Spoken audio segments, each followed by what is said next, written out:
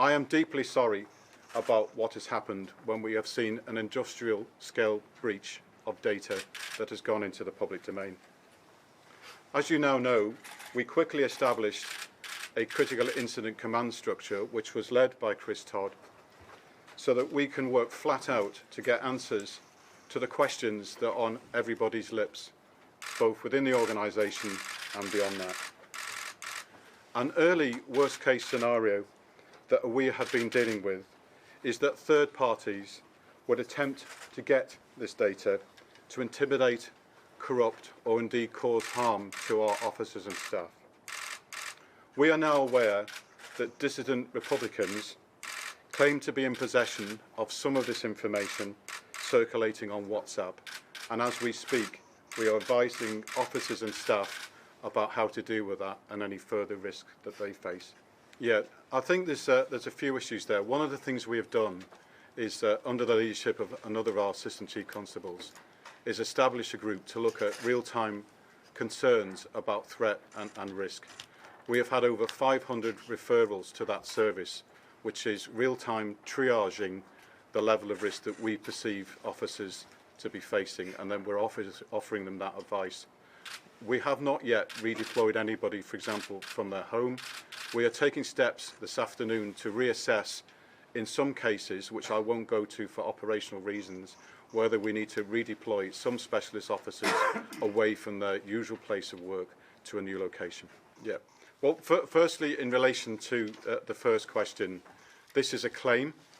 We haven't yet been able to verify what the substance is behind that claim or see any of the information that dissident Republicans assert that they have. But as you would imagine, we're keeping this under review.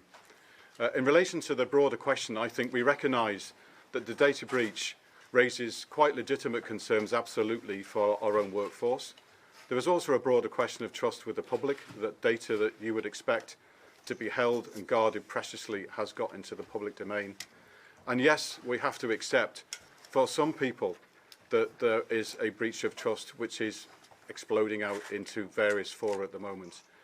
Between what Chris has done in the first 48 hours, and it's well known that I've returned from a summer break to sort of front the response to this incident. For example, I've been in active conversation with Ian Kelly from the Police Federation, and indeed, when we leave here today, Chris and I will be meeting both the Federation and a range of staff associations, trade unions and networks to listen to their concerns, to reassure them about what they're doing and stay in touch with the mood and tempo of the organisation.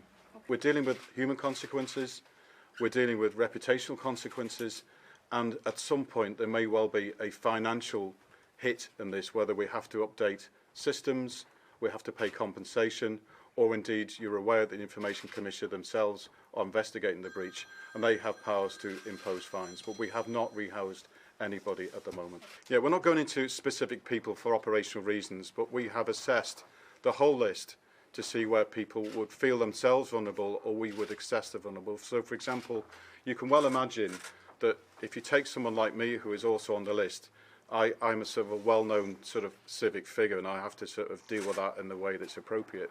There are other people that might have unusual surnames that would stand out quickly, that could lead to a risk of early identification, particularly if there's something called jigsaw analysis, where people try to overlay other bits of information to try and identify somebody. We're absolutely alert to that risk, so we're in pretty much round-the-clock dialogue with the workforce to give them advice, for example, to come off social media, to hand back in this information if it is on a WhatsApp group, because we all know that it might not just be your colleagues in that WhatsApp group, so we need to protect what's already there and keep this whole issue under careful review over the coming days. In terms of my own position, well, firstly, in the short term, my priority is about the well-being of officers and staff as we navigate our way through this crisis. But equally, I know it's a question that people will be asking. I don't think leadership is about walking away. It's facing up to your responsibilities, and I think the organisation needs consistency and calm heads at the moment across the team to lead us through what we accept is an unprecedented crisis.